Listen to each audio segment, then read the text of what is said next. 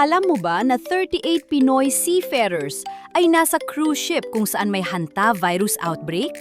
3 na ang patay. Ang barko, MV Hondius. Nag-cruise galing Ushuaia, Argentina noong April 1. Dumaan sila sa Antarctica, South Georgia, hanggang Tristan da Cunha bago dumating ang Sakuna. Sa lahat ng crew, 38 ang Pinoy.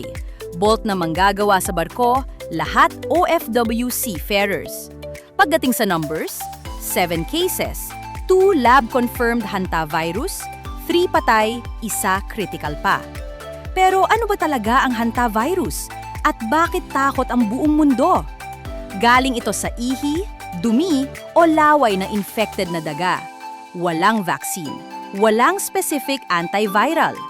Sintomas: lagnat, muscle pain, hirap sa paghinga. Pwedeng tumagal ng 2 hanggang 4 linggo bago lumitaw. At ito ang nakakatakot, ang fatality rate pwedeng umabot ng hanggang 50%.